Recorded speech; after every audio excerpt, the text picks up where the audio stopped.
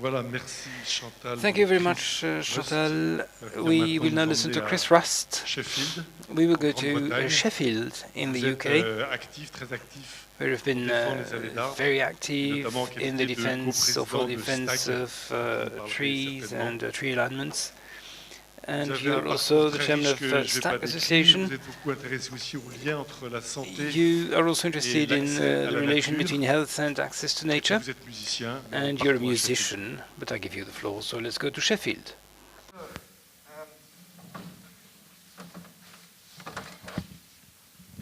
Okay. My talk is not about memorial trees, but in Sheffield, you have seen this picture twice before. So we do have memorial avenues.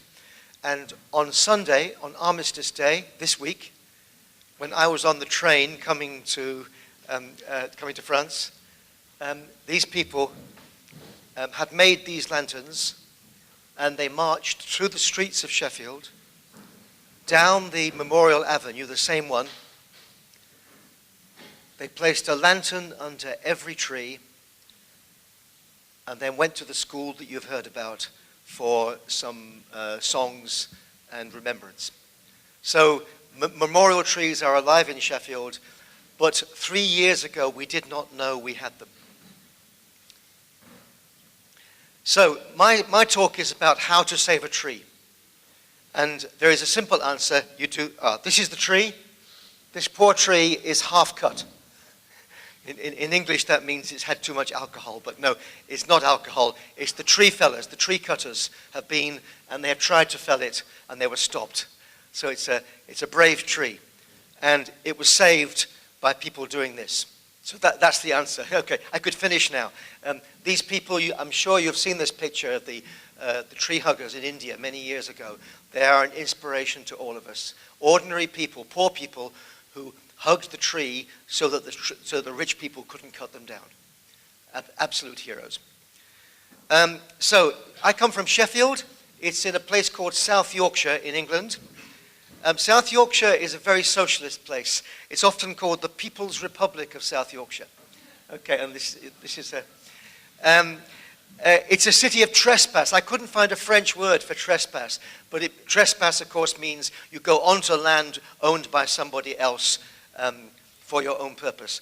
And in 1932, these people walked out of Sheffield and from Manchester on the other side of the hill, onto the hills, which were owned by rich people who kept the ordinary people away because they just wanted the hills to shoot birds. They wanted just a playground for the rich. And these people went out onto the hills, and they trespassed. And you can see at the top there, the servants of the rich people attacked them with sticks. They were arrested. They were put in prison. But now, today, they are heroes because they gave us the right to roam. And that land is now a national park because of these people, these heroes from Sheffield. And to prove it, outside Sheffield Town Hall, the Hotel de Ville in Sheffield, we have a plaque put up by the same council that is fighting us. So, big irony, big irony. So, Sheffield is a city of dispute. In 1984, Mrs. Thatcher wanted to close the coal mines. The guy on the right is not a policeman. It was serious. There were some big battles across the country, and in Sheffield, one of the biggest. The interesting story about this battle was that the police made some huge mistakes, and they are still suffering legal action today because of mistakes made 40 years ago. And the police, the culture of the police in Sheffield is changed by this event, as I will show you. We also have a dispute now. On Armistice Day this year, 2 days ago, this man is the mayor of Sheffield. In England, the mayor is not like the mayor in France. He's like the Queen. He's the figurehead. And this guy is a Green Party councillor. For 1 year, he is the mayor. He's a refugee from Somalia. His family came from Somalia. He's a Green Party, and he's fantastic. And you'll see he is wearing I can't do it. He's wearing on his front here a white poppy. In England, everyone wears a red poppy to remember the dead. But some people also wear a white poppy to say the most important thing is no more dead, peace. And he said he's going to wear the peace poppy. The soldiers behind are wearing the red poppy. And there is a great argument in Sheffield right now about him wearing, this dreadful immigrant wearing a white poppy. So it's a city where there is always an argument. So it's also a city of trees. We have fantastic trees. This is a view from one of the parks across the city centre. And they're partly because of this man, George Wostenholme, who had this factory. He was very rich. He was the richest man in Sheffield, making steel. And he went to Boston on business and saw these trees and said, we must have the same. So he made a plan for the west side of Sheffield. He wanted to invest his profits in housing for the workers and for himself. And he made a plan, hired an architect, and built these streets with avenues of lime trees. And from that tradition that he started, then after the First War, we had the memorial avenues. So one man going to America came back and changed his city. And the street where I live my house was built by his son. So it's also called Pothole City. Pothole City because the roads, 5 years ago, that we had the worst roads in the world. I tell you, I've been to India, the roads are really good in India. in Sheffield, they were really bad. So eventually, this was a scandal, and the government gave us £2 billion, so that is 2.5 billion euros. Highways are expensive. For 25 years' work to repair the highways and keep them in good shape. It's a lot of money, and the contract was a big contract. And when you sign a big contract, you have to be very careful. Very careful. If you make a mistake, that mistake will curse you for 25 years. And that is what happened. So, £2 billion for the highways equals tree disaster. And the reason was the contract had a specification, a system. And the system was that on the top here is a tree in London. It's like all over everywhere you go. I'm sure in France it's the same. The tree is too big, but nobody cares. It's fine. That's my brother lives on that street in London. In Sheffield, the same tree, the same problem, and the council say, no, we must have the edge of the footway must be clean and straight in the contract. So the tree must go. And this has affected maybe 2,000 or 3,000 trees so far. In St. Albans, a town in England, they had this tree, half of the tree in the road. But it's okay, they work with it. It's normal. They do the yellow parking lines make a very nice distinction. So in Sheffield, we are cursed by, we think, a stupid contract which makes rules that the contractor then can make money from implementing. So how do we save a tree? First of all, you can do a petition. We had 20,000 signatures. And you can get in the newspaper and the TV and the radio. We have been in every TV station, every radio station, every newspaper in the country. Small local newspapers all over the country have talked about our problems. You could have a debate. You could have meetings. We had lots of meetings. We told them they were stupid. I don't think they like being told they're stupid. It doesn't help. We learned some good lessons about that. You can have demonstrations. Of course, you have demonstrations and marches. But I don't think any of that, it was all necessary, it was all good, but I don't think any of that saved one tree. The only way you save a tree is doing this. If you stand under the tree, they cannot cut the tree down if they do not want to kill you. In England, they still don't want to kill you. Maybe somewhere else, I don't know. In France, the police are very tough. You know, maybe they like to kill a few tree protesters, I don't know. So Ratbags under the tree. And so we start out, it's very, very low key, very gentle. The yellow, the red and white cones here and the rail is the safety area. If we're in the safety area, they can't work. And because we're English, we keep our courage up with tea. And this is very gentle, and the tree men just say, "Oh, sorry," and they go away. But then the police come after several months, and they start to find which laws they can use. And the police, they don't like this. They do not want to be in a fight with the citizens, but they are forced by the law to act. So they start to arrest people. These people said, "You can arrest us. We're not going." 7 of them on one street in one day. And the police said, no, we don't want to arrest you. Please go away. It's much better if you go away. No, and they stayed for 3 hours, but in the end they were taken away to the police station, locked in the police cells in prison, and went to court, and it was a big scandal. It was like every time you get arrested, it's a victory.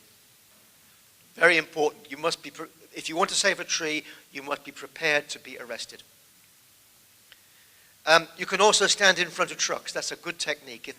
If they want to go somewhere to chop down a tree and you stop them leaving, if you stop them from felling one tree and then you stop them leaving, you save another tree. So then you get more trouble. Of course, you always get more trouble. They go to the court, they get an order, an injunction, and that the injunction says that if you stand under the tree, it's not just a small crime, it's a big crime, contempt of the court. And this is a scary notice. It's also full of lies, but okay. And then they have to employ security guards and big high fences to keep you out. And so because there's a court order and the penalties for breaking the court order are very high, you can go to prison, you can have costs of many thousands of pounds, people wore disguises because the police can't arrest you for breaking the court order. They can only take you to court. So you can stand in your disguise, and if they can't identify you, they can't take you to court. So disguise became a really interesting problem. And solidarity becomes really important. If you have many people around the tree, it's very difficult to act.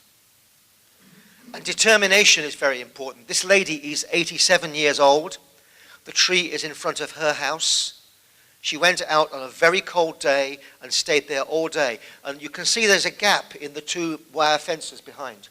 Until they close that gap, they have not created a legal safety zone. So she is preventing them from completing the safety zone. And if she'd been a young person, they might have grabbed her and shoved her out of the way. But because old people are great.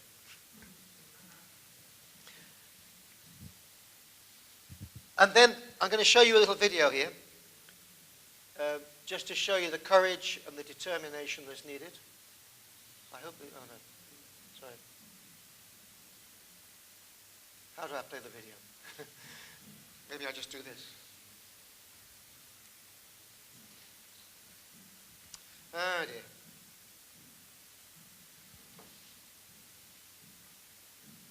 Yeah, so this lady is outside the safety zone. She's on private property, on a private house, so they can't stop her. The security guards cannot take her away, but they can physically prevent her. So they are trying to prevent her from getting into the safety zone. She's been trying for a long time. She's wearing a disguise. The people on the other side are her friends. And so once she is in the zone, they have to stop. They have to leave her. The guy in the yellow talking to her is her friend. Sometimes it's very confusing. Everyone wears yellow. So this is every day this was happening. Every day. We also went to the council, the big meeting in the town hall that the councillors have every month. We waited till the end of the meeting and we invaded the town hall and we stayed there all night. And that got a lot of news coverage. So that they don't like that. And the local newspapers love us. They love us. The cartoonist here, he says he has never had so many opportunities from one story. He had hundreds of cartoons over 2 or 3 years. And the force carries on. So the lady in the top here, in the pale blue with the headscarf, she is trapped between a barrier and a hedge, but she's close. She's not inside the safety zone, and she's close to the tree. And she stayed there in the cold for 8 hours. No toilet. She's a gymnast. She's very strong. And she just stayed there on her own in the cold and saved the tree for a day. Eventually, they had to get the police, because once the police are on site, the security guards can remove you. They need police supervision. But the police had to come in force because there were maybe 20, 30 or more protesters. So they had to be ready for trouble. So we had 30 police, 20 security guards, just to chop down one tree for one day. And the solidarity goes on. This guy was up the tree. We call the people up the tree, we call them squirrels. The people who jump over the barriers, we call them bunnies because they hop. And the people who cling to the fence, here like this, are called geckos because they cling to the wall. There's lots of animals. So this is a squirrel.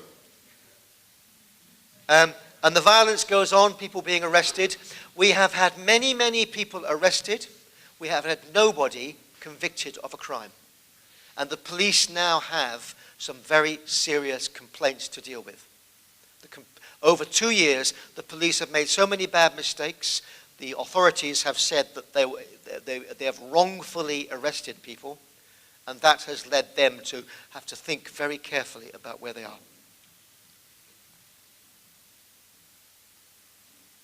These are just people on their own street, ordinary people. And you always have to have, it's necessary for every campaign, you must have one crazy French guy.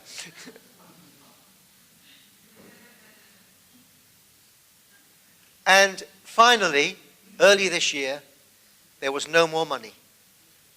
When you have 30 police, how much does it cost for 30 police for one day? It's huge, all the equipment, and then you have it every day, week after week. There is no more money. The only way you can defeat big business is by making sure that the costs are too high. And that's what we did. It took us 3 years. So now we're celebrating. We're having a party. Let's dance in December. We have the local students are putting on a play, a show, all about the campaign this month. And that's how you save a tree. Thank you.